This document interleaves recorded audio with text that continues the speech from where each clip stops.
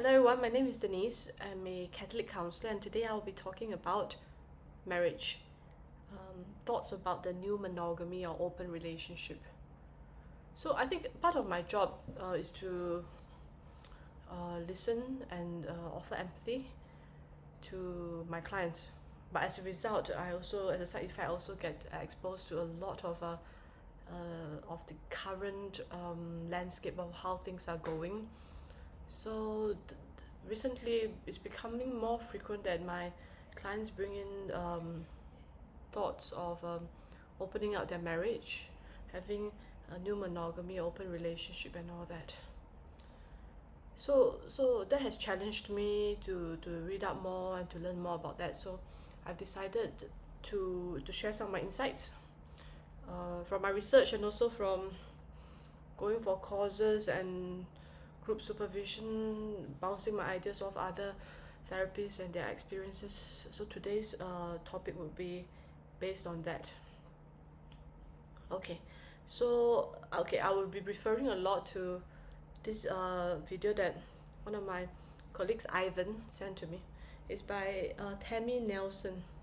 I will put the link later at the back so you can watch that video after you're done watching this one. So she's giving a TED talk and she's trying to state in quite an implicit way the benefits of having a new monogamy, which means but she didn't really clearly define what a new monogamy is. But I think what she's trying to point at is you have one partner, but maybe you're able to have relationships with other people outside of that key partner. And her main premise use was like in the past, people used to live on farms and live up to age 38, which incidentally is my age this year. So if I was like born 100 years ago, maybe I'll be dead this year. Okay, sorry, digression. So then if they got married at 18, they live to 38, it's just 20 years of marriage, right? So you don't have to get bored with your one partner. But these days life expectancy is up to 80, and she said that with all the hip replacements and new modern technology, people they actually have expectations to remain sexually active till a very old age. And she said it's just going to be almost impossible to get your needs met through that one person for a 60-year marriage, something to that effect. So so she stated it, and she's quite charismatic, and she stated it in quite a confident way. You can watch the video, and by the end of it, it almost makes like the old monogamy, the traditional monogamous relationship, looks like a farce or some kind of travesty. And because also I told you it's quite implicitly stated and not very well defined, so I don't really get that much clarity from that video to critique it. Okay, so never mind. So that is just one of the references. Let's just dive into other sources of wisdom now. Okay, so I want to talk about maybe one key reason why people develop anxiety or depression or somehow find themselves in need of counseling. Could be this thing that I would like to term as the fragmentation of self. What is that?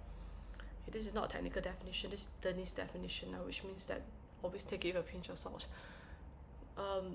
Your self is fragmented. You are no longer a cohesive individual, not integrated, not whole, but fragmented.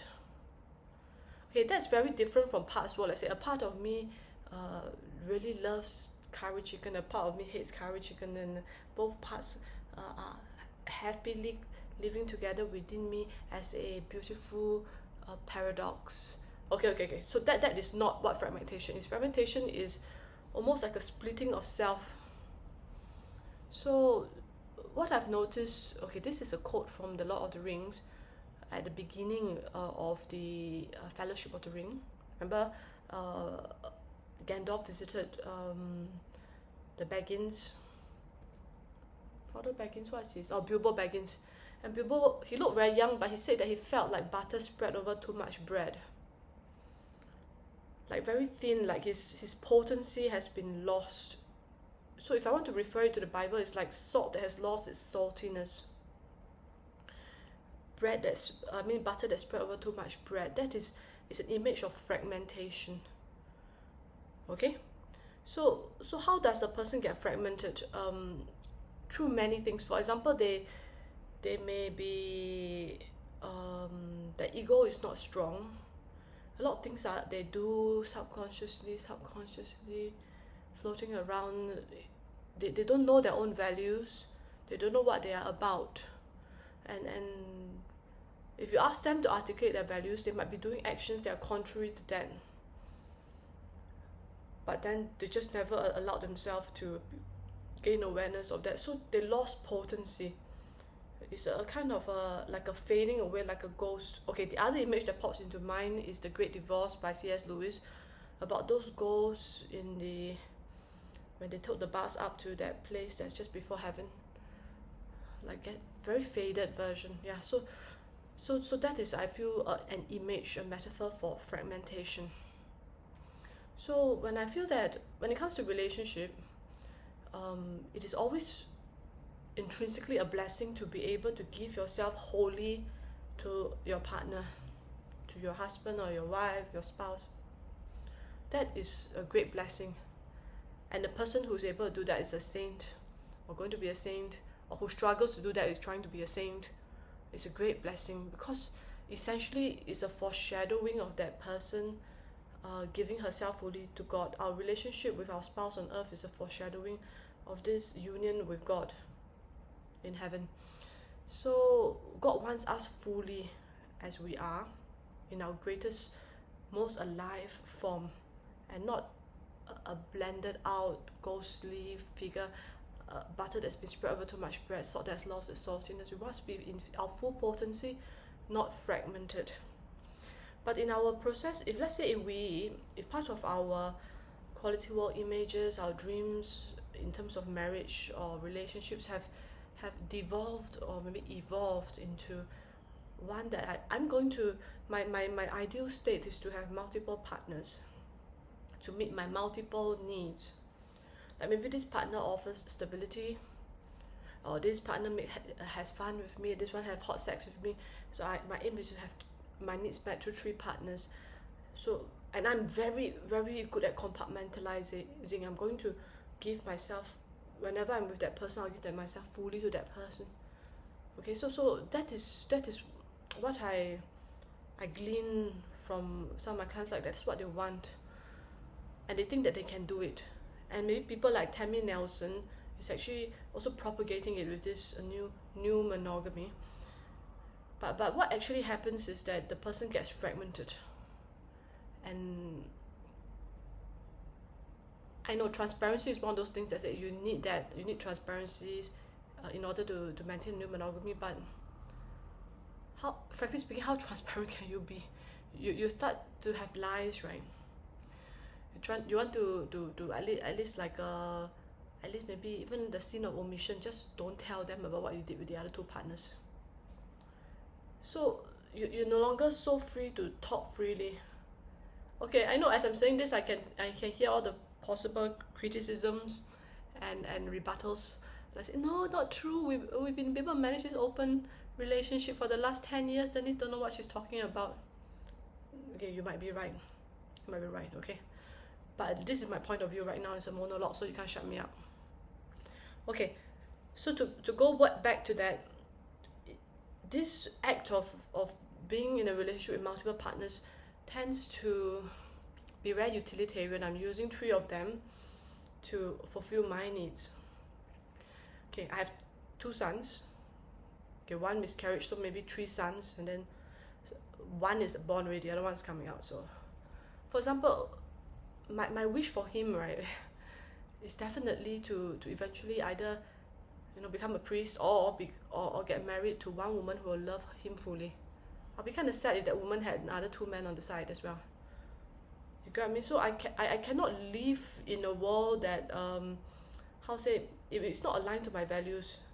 Similarly, let's say if you're a man and you fantasize having many women, then wouldn't you be offending the parents who love them so much, or their creator, God, who created them? So that is one of the things that I just thought that just doesn't really hold so well in my values. Okay, so I don't want to belabor the point too much. I'm just going to reiterate one more time. Sometimes, perhaps, okay, not reiterate, let's try to introduce one more very brave point. Perhaps this whole open relationship monogamy thing is not the root problem. It could just be a symptom of a deeper problem. For example, it could be a symptom of a lack of proper moral scaffolding, right? Like you think about, like, they don't know where to hang their values, and they also have no ultimate meaning. So life, right, which is maybe this short 80 few years on earth, or less than that, or more than that, it's just to fulfill our hedonistic needs, right? To squeeze out as much pleasure as we can. And if it means to be in a traditional monogamous relationship and you can get as much pleasure, then go ahead. If it means to be in an open relationship and you can get as much pleasure, then go ahead. So then the ultimate end goal was to get as much pleasure from these 80 years on this earth, right? But let's say from my perspective, the Catholic view, our short 80 plus years is to train us, to refine us, to become very whole, integrated individuals, to become saints, so as to be received into heaven for a higher pitch of life. So we are just this is a short little stay on this earth, like a journey, like a pilgrimage. We're just pilgrims on this earth. And if that is your stance, then all these things like open marriage and all that will be really, really far away from your consciousness, really, really far away. The fact that it's now popping into the consciousness of some people, it means that it is a symptom of a deeper problem. Which means that the cure, right? If I spend, let's say, if we as therapists spend hours and hours and hours trying to CBT and argue out the rationale and all that, I think it may not be so effective as opposed to slowly psycho-educating and building up a good moral scaffold, a good way of deriving meaning in life, almost becoming a very existential thing. Then that will be better able to hit the issue at its very heart. Okay, so today is Good Friday, not the easiest day for me, but in 3 days time, on Sunday, on Easter Sunday, there'll be a great joy. So let's just look forward to the great joy on Sunday and endure the pains the next few days or hours might bring. Okay, so if this video has been helpful, kindly press like, share and subscribe. Thank you so much and God bless.